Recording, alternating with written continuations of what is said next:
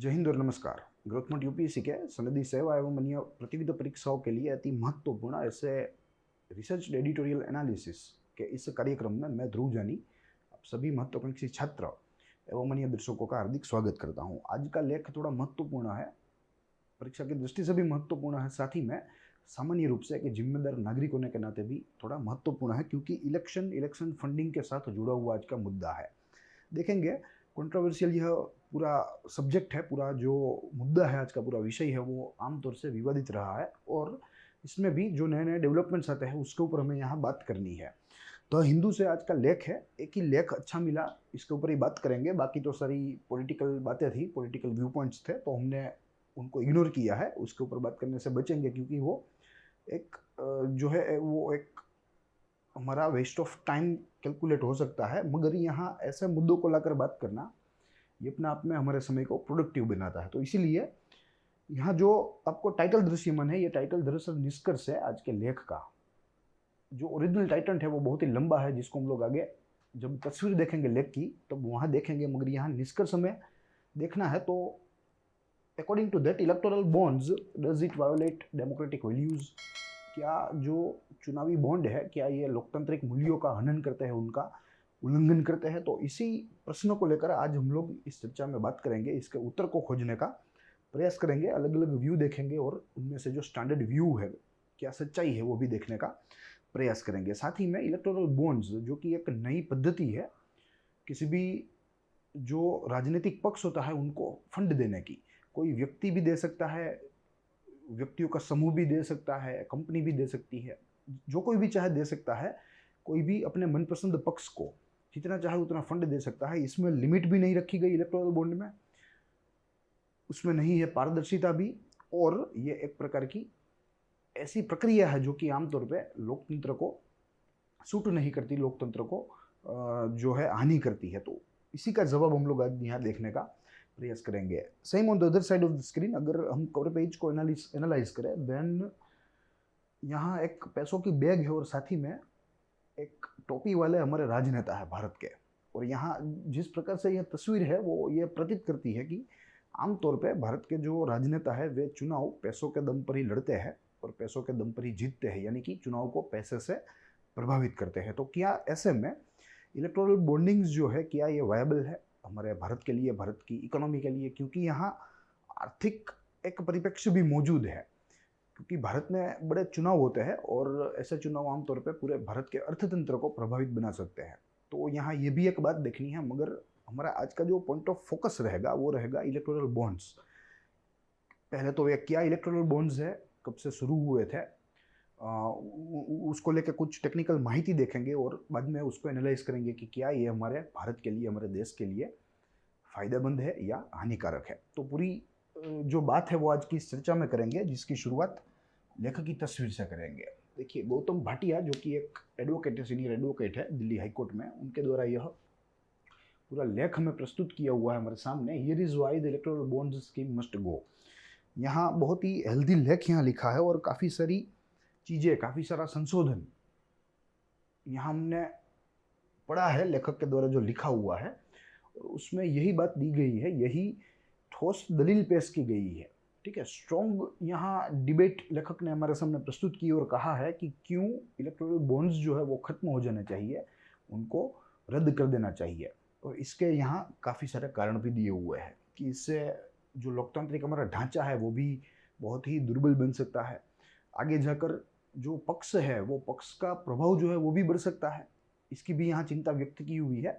तो इस तरह कई सारे मुद्दों पर यहाँ लेखक ने चिंता व्यक्त की और बताया कि ये इलेक्टोरल बॉन्ड्स जो है वे मोस्ट हानिकारक है पूरे भारत के लिए, साथ ही में पूरे भारतीय अर्थतंत्र के लिए। प्लस अगर विषय के साथ जुड़े, हमारी परीक्षा जो सिलेबस होता है, पाठ्यक्रम होता है, अगर उसके साथ जुड़े तो जीएस पेपर टू में पॉलिटी एंड गवर्नेंस का हिस्सा है ये, और उसमें भी इलेक्शंस, जिसमें यूनियन एंड स्टेट। इस साल हमें मालूम है कि लगभग 4 राज्यों के चुनाव होने वाले हैं, वहाँ की राज्य विधायकों को, including Pondicherry union territory also. तो इसके पहले ही एक जनहित याचिका दाखिल की गई थी सुप्रीम कोर्ट में, और ये सुप्रीम कोर्ट में यह जो अपील थी वो अगेंस्ट इलेक्टोरल बॉन्ड थी,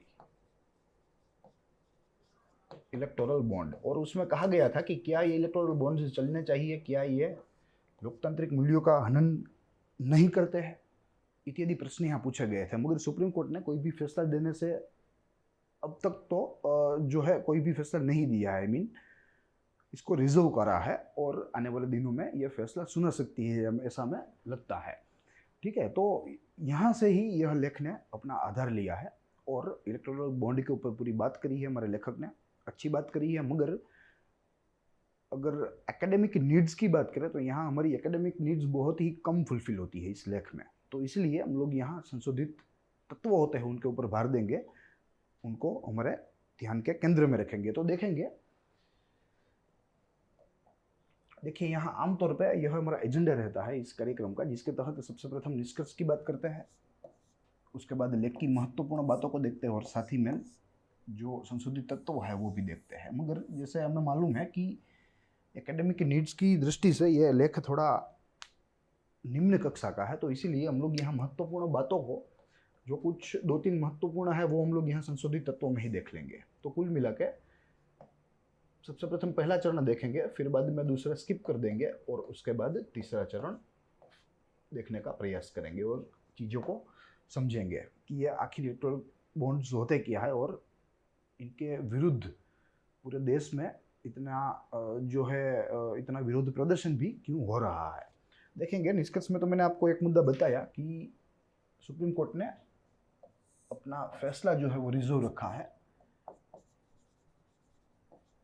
reserved judgement on matter of electoral bonds. साथ ही में पूरे लेख में इलेक्टोरल बॉन्ड्स कैसे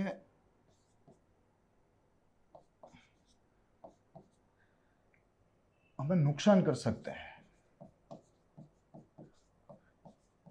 वो समझाने का प्रयास हुआ है। काफी सारे तथ्यों के साथ यहाँ लेखक ने अपनी बात को सिद्ध करने का प्रयास किया है और काफी हद तक हम भी लेखक और उनके विचारों के साथ समर्थन रखते हैं, क्योंकि अपने आप में यह एक वास्तविक चीजें है। तो ये बात है, ये लेख का निष्कर्ष है। अब हमें आगे देखना है कि जो इलेक्टोरल बॉन्ड्स होते हैं वो दरअसल क्या होते हैं और क्यों इतने विवादास्पद पूर्ण है। Electoral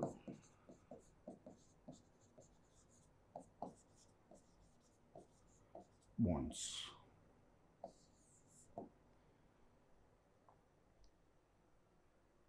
before the induction of electoral bonds, यानी कि 2017 से पहले, 2017 में इलेक्टोरल बॉन्ड्स आए, मगर उससे पहले इलेक्शन फंडिंग जो होती थी ये बहुत ही एक टफ जॉब थी कोई भी पॉलिटिकल पक्ष के लिए, क्योंकि सारी प्रक्रिया जो है वो ट्रांसपेरेंट थी। साथ ही में जो कोई दान देने वाला था, जो चुनावी दान देता था, वो भी जो है अपना नाम डिस्क्लोज कर सकता था, यानी कि disclosing name of donor. Plus political parties को अपना वर्ष का जो लेखा जोखा होता है, कितने पैसे कहाँ से आए, कितने पैसे कहाँ गए, वो भी इलेक्शन कमीशन को जमा करवाना पड़ता था।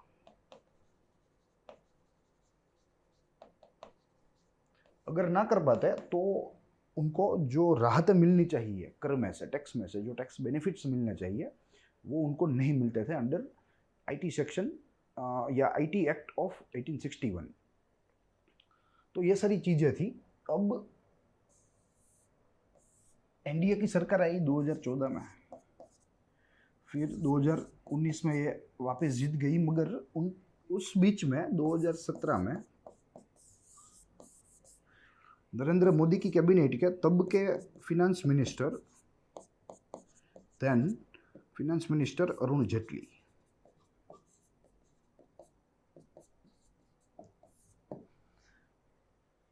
अरुण जेटली ने जब वे बजट पेश कर रहे थे 2017-18 का, तब उन्होंने इलेक्टोरल बॉन्ड्स को घोषित किया, पूरे देश के सामने रखा संसद के माध्यम से, और कहा कि ये एक नई प्रक्रिया है, एक नई सिस्टम है कि कोई भी व्यक्ति हो, कोई भी व्यक्तियों का समूह हो, कंपनी हो, ट्रस्ट हो, वो अगर पॉलिटिकल पार्टीज को फंड देना चाहे तो वो दे सकती है अपना नाम डिक्लेयर किए बिना, अनएनिमियसली। साथ ही यहाँ इलेक्टोरल बॉन्ड्स की अगर टेक्निकली बात करें तो यहाँ कोई पाबंदी नहीं है, नंबर ऑफ बॉन्ड्स कोई भी परचेसर जो है वो ले सकता है, यानी कि यहाँ जो परचेसर है वही डोनर है, ठीक है। और इसके ऊपर कोई लिमिट ही नहीं है, लिमिटलेस है, साथ ही में नॉन ट्रांसपेरेंट है, limitless, not transparent.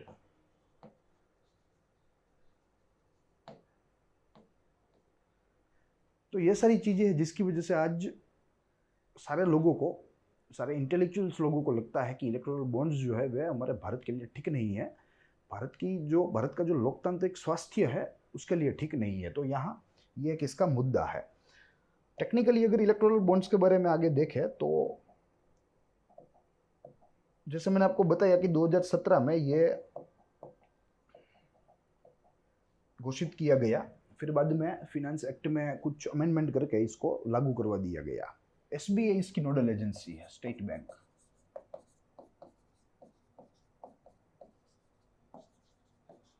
Electoral bonds की नोडल एजेंसी है। साथ ही में अगर इसके डिनोमिनेशन की बात करें तो काफ़ी डिनोमिनेशन में ये हमें उपलब्ध रहते हैं। इलेक्टोरल जो बॉन्ड्स होते हैं वे काफ़ी डिनोमिनेशन में, एज लाइक यहाँ मेरे पास एक लिस्ट था, एक पूरी सूची थी जिसके तहत ये जानने को मिला था कि काफ़ी डिनोमिनेशन में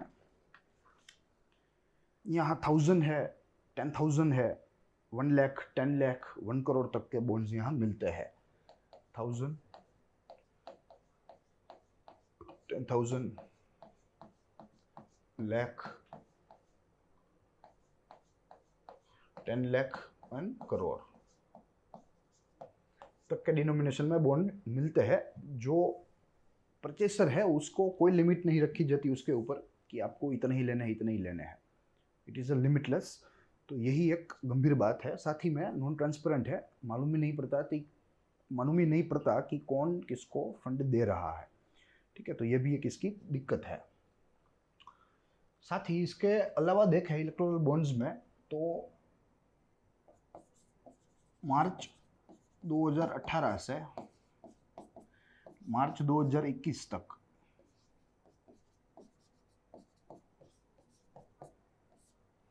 लगभग 12,500 से ऊपर बॉन्ड्स इश्यू हुए हैं।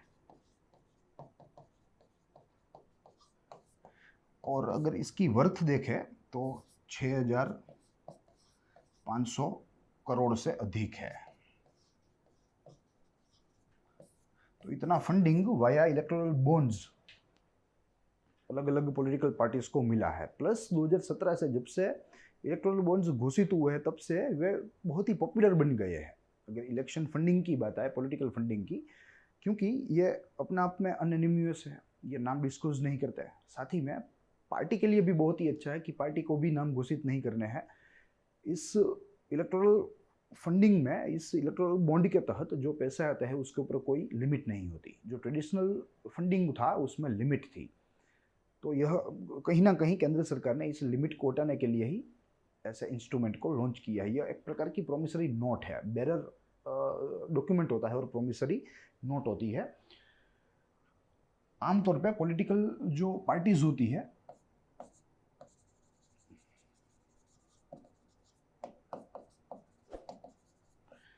उन पार्टीज के द्वारा यह पैसे इकट्ठे करने के लिए, फंड जो है कलेक्ट करने के लिए, अपने कैंपेनिंग के लिए, अपने इलेक्शन कैंपेन के लिए या रूटीन एक्सपेंसेस के लिए, उसे पॉलिटिकल फंडिंग कहा जाता है। They are as like bearer promissory note,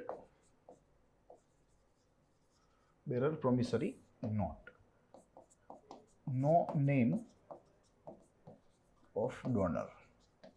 तो एक प्रकार से नॉन ट्रांसपेरेंट है। मगर जो सरकार केंद्र में है उनको ये पूरी माहिती मिल सकती है, क्योंकि एसबीआई इसकी नोडल एजेंसी और हमें मालूम है एसबीआई जो है वो एक सरकारी बैंक है, तो सरकार का उसके ऊपर नियंत्रण रहेगा। तो केंद्र सरकार जब चाहे देख सकती है कौन कौन सी पार्टी जो है उनके उनको उनको कितना फंड मिला है कौन कौन से लोगों से। तो ये अपना आप में एक बहुत ही एक दुर्बल बाबत है इस लोकतांत्रिक देश में, भारत जैसे इस लोकतांत्रिक देश में। ओपोजिशन को यहाँ कुछ दिखने को नहीं मिलता। ओपोजिशन के लिए ये पूरी प्रक्रिया ओपेक है, पारदर्शी बिल्कुल नहीं है। साथ ही में टैक्स पेयर के लिए भी, मेरे और आप जैसे लोगों के लिए भी ये पूरी प्रक्रिया पारदर्शी नहीं है। ठीक है, हमारे पैसे से आप जो है अपना अपने चुनाव लड़ते हैं, जीतते हैं, और हमें ही देखने का हक नहीं है कि वो पैसे कहाँ से आते हैं, आप किस तरह उस पैसे का खर्च करते हैं। तो ये अपने आप में एक लोकशाही देश के लिए एक शर्मजनक बात होगी। और इसीलिए भारत भर के कॉन्स्टिट्यूशनलिस्ट, भारत भर के जो इंटेलेक्चुअल्स है, जो जो बौद्धिक व्यक्ति है, वे लोग इलेक्ट्रल बॉन्ड्स का शुरू से ही विरोध कर रहे हैं, जब से ये लागू हुआ तब से। साथ ही अगर स्टैट्यूटरी बैकिंग की बात की जाए तो रिप्रेजेंटेशन ऑफ पीपल्स एक्ट 1951, जिसको हमने हमारे वीकेंड सेशन के तहत देखा है, ठीक है, और कैसे हमने उसमें समझने का प्रयास किया था कि कैसे भारत में पूरी चुनावी प्रक्रिया इस कानून से रेगुलेटेड है। कोई भी चुनावी प्रक्रिया हो, कोई भी चुनावी बात हो, उसको लेकर यहाँ इस कानून में बात की गई है। यहाँ जो बात की गई है वही प्रक्रिया से जो है हमारे देश में चुनाव संपन्न होते हैं या चुनाव किए जाते हैं। तो इसी में 29 section be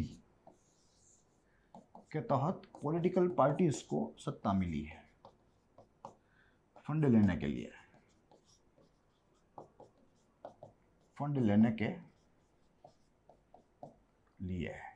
according to article 29 subsection B of representation of people's act के तहत। साथ ही में 29 सी की बात करें तो यहाँ पॉलिटिकल पार्टीज को डिक्लेयर करना पड़ेगा। अगर आपके यहाँ फंडिंग आ रही है, अगर आप सपोज ABC कोई भी पॉलिटिकल पक्ष हो और आपको फंडिंग आ रही है, तो आपको डिस्क्लोज करना पड़ेगा तब जब आपकी जो फंडिंग की आय है वो 20,000 रुपये से बढ़ जाए, 20,000 से अधिक एक्सीड्स।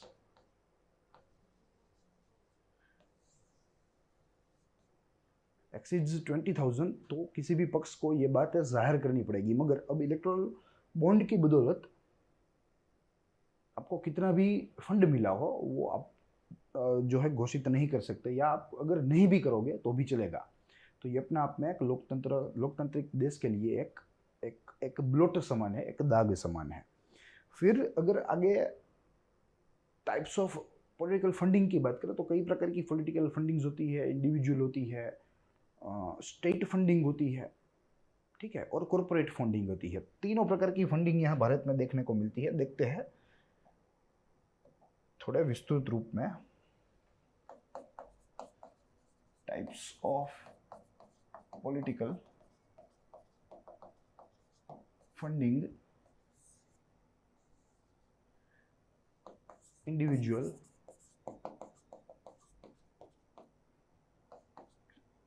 स्टेट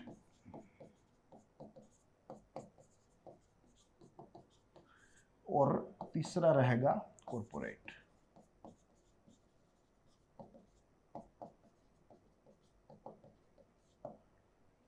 ठीक है, इंडिविजुअल तो हम समझ सकते हैं कि कोई भी व्यक्ति हो, व्यक्तियों का समूह हो, कोई भी कंपनी हो, कोई ट्रस्ट हो, अगर वो चाहे अपने मनपसंद राजकीय पक्ष को वो पैसे दे सकता है, फंड दे सकता है, कोई इसमें दिक्कत नहीं है। तो ये भारत में चलता है, लोग देते भी है। स्टेट फंडिंग की बात करें तो इसमें दो प्रकार के आमतौर पर फंडिंग देखने को मिलते हैं। एक होता है डायरेक्ट, एक होता है इनडायरेक्ट। इसका मतलब है कि अगर राज्य सरकार प्रत्यक्ष रूप से पैसे दे कोई भी पक्ष को अपना कैंपेन करने के लिए, इलेक्शन का कैंपेन करने के लिए, तो उसे डायरेक्ट फंडिंग कहते हैं। और इनडायरेक्टली अगर कोई राज्य है, कोई स्टेट है, राज्य यानी कि एक राष्ट्र, एक यहाँ एंटिटी की बात है, यहाँ स्टेट और यूनियन वाला स्टेट नहीं है, ये स्टेट जो है वो एक राष्ट्र है। ठीक है, यहाँ स्टेट यानी कि राज्य की बात नहीं कर रहे हैं, मगर एक एक राष्ट्र की बात कर रहे हैं, एक देश प्रदेश की बात कर रहे हैं। तो अगर वो देश प्रदेश किसी भी राजकीय पक्ष को अपनी जगह यूज करने के लिए दे, सार्वजनिक जगहों पर अपने चुनावी कार्यक्रम करने दे, तो इसे इनडायरेक्ट फंडिंग कहा जाता है। अब यहाँ देखना है कि भारत में कौन सा फंडिंग वैध है, कौन सा अवैध है। तो इनडायरेक्ट फंडिंग जो है वो वैध है, लीगल है, होता भी है। मगर यहाँ इनडायरेक्ट फंडिंग भले ही वैध है, मगर जो डायरेक्ट फंडिंग है कि कोई भी राष्ट्र है, कोई भी सरकार है, वो किसी भी राजकीय पक्ष को फंड दे चुनावी कार्यक्रम करने के लिए, तो ये भारत में कतई लीगल नहीं है। ठीक है, तो ये यहाँ समझना है, स्टेट फंडिंग चलेगा मगर it should be indirect, not direct. Indirect है तो ही लीगल गिना जाएगा, डायरेक्ट है तो वो इलीगल है, वो यहाँ नहीं चलेगा। फिर आता है कॉरपोरेट फंडिंग, जो कि एक बड़ा शेयर है, largest donor. As a community देखे तो सबसे ज़्यादा फंड कॉरपोरेट्स में से आता है। इंडिविजुअल और स्टेट फंडिंग को अगर छोड़ दे या उनकी तुलना भी करें तो भी लार्जेस्ट डोनर जो है वो हमेशा कॉरपोरेट फंडिंग रहता है, जिसके तहत कुछ नियम है, जिसके तहत कंपनी कोई भी अपने मनपसंद राजकीय पक्ष को फंड दे सकती है। ये नियम कुछ इस प्रकार है। सबसे प्रथम तो कंपनी 3 वर्ष पुरानी होनी चाहिए, पुरानी कंपनी। फिर कंपनी अपने पिछले 3 वर्षों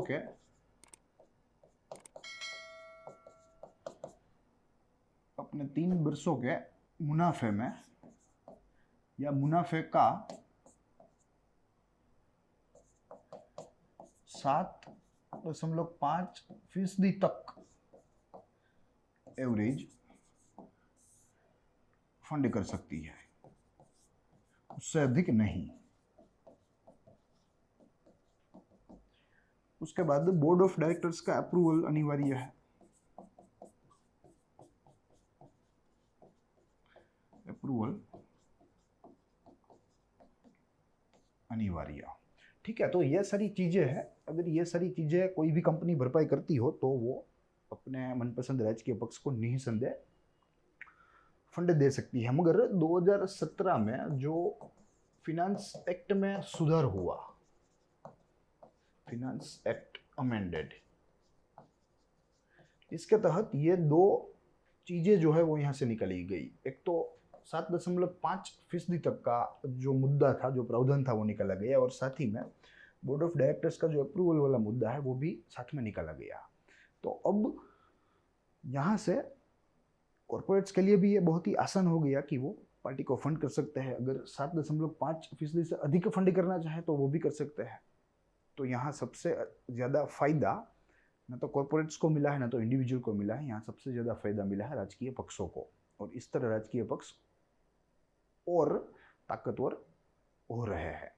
तो यही बात है, यही इलेक्टोरल बॉन्ड्स की बात थी। फिर बाद में बॉन्ड्स को इंट्रोड्यूस किया, और आप देख सकते हैं कि अब देयर इज नो क्वेश्चन कि कहाँ से पैसे आ रहे हैं, there is no question of disclosure कि कौन पैसे दे रहा है, कितने पैसे इकट्ठे हुए, कोई बात की जो है कोई बात सार्वजनिक नहीं होती यह इलेक्टोरल बॉन्ड्स के कारण। और इसीलिए केंद्र सरकार ने जानबूझ के ज़्यादा फंड्स को लेने के लिए जानबूझ के ऐसी सिस्टम इम्प्लाई की है, जो एनडीए के जो है इस शासनकाल में अप्लाई हुई है। तो ये बात हमें यहाँ समझनी है। तो यही बात है आज की। इससे काफ़ी सारे प्रश्न पूछे जा सकते हैं। मेनली तो मेंस में भी प्रश्न पूछे जा सकते हैं, प्रिलिमिनरी में भी पूछे जा सकते हैं, मगर जो मुझे लगता है कि ऐसी एलिमेंट्री माहिती आमतौर पे प्रिलिमिनरी एग्जाम में पूछी जा सकती है। और इसीलिए यहाँ हमारे पास एक सवाल भी तैयार है जो कि आपके स्क्रीन के ऊपर है। According to that, electoral bonds की शुरुआत 1991 में हुई थी, रिप्रेजेंटेशन ऑफ पब्लिक एक्ट के द्वारा। State bank of India electoral bonds की नोडल एजेंसी है। दूसरा वाक्य। तीसरा वाक्य, इलेक्टोरल बॉन्ड्स राजकीय पक्षों को फंड देने का एक पारदर्शी हथियार है, यानी कि इट इज ट्रांसपेरेंट। तो ये 3 कथन है हमारे सामने। अब हमें देखना है इनमें से कौन सा कथन जो है वो सत्य है हमारे पास ऑप्शन बी है। According to that option A says मात्र बी सही है। ऑप्शन बी कहता है कि केवल 1 और 3 सही है। ऑप्शन सी कहता है केवल 2 और 3 सही है। और ऑप्शन डी कहता है कि 1, 2 और 3 तीनों के तीनों सही है। आपको इसका सही जवाब इस वीडियो के कमेंट बॉक्स में कमेंट करना है। हमारी तरफ से इसका जवाब आपको कुछ घंटों के बाद इस सेशन के प्रीमियर होने से वहाँ पिन अप किया जाएगा, तो आप वहाँ से देख सकते हैं। आज इतना ही। हम लोग मिलेंगे अगले संपादन के साथ, अगले मुद्दों के साथ, अगले अभ्यास व विश्लेषण के साथ। तब तक के लिए देखते रहिए ग्रोथ मोड यूपीएससी।